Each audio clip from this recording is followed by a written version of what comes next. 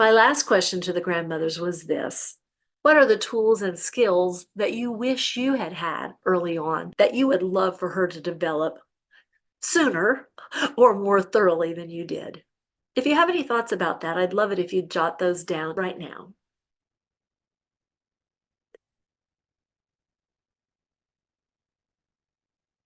So here's some things my grandmother said. They said very wise things. I wish I had learned sooner that an investment in myself is a good investment. I wish I'd learned sooner to trust my own instincts and my inner guidance, including the guidance that tells me when it's time to throw in the towel. What I am determined to do is just not going to work. That takes a lot of wisdom, when to keep going and when to give it up. The women that I interviewed in the United Kingdom spoke eloquently about the tools from the one of many power type that some of us have been fortunate to learn.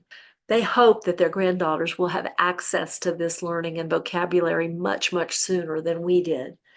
Things like learning how to play fair, to collaborate more than compete, and how to move toward what we want instead of running away from what we don't, and how to deal with difficult emotions and stop wasting time on things like anger and limiting beliefs and letting ourselves stay in overwhelm all the time.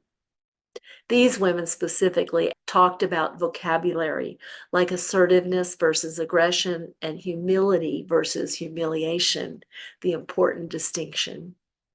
And these women talked about how to be a strong woman, smart and intuitive, which is not about being more like a man. And they also talked about how the masculine and feminine are complementary and both necessary, the yin and the yang. So this work is not about overthrowing men or taking men's strength away from them at all. It's about learning our special strengths as women and how the relationship between the masculine and the feminine is a dance that the universe needs. The feminine has been held down by a masculine paradigm, and men have been as hurt by that as women. It's time to bring things back in balance.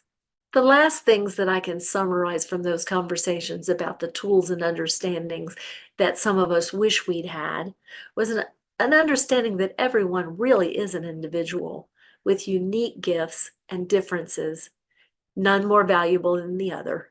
So we do not need to win. There is room for everyone to win, and we'll all be better off, much better off, when we let everybody shine their lights as brightly into the world as we can. How much stronger women are when we act together in a supportive and still strategic way to raise everyone up.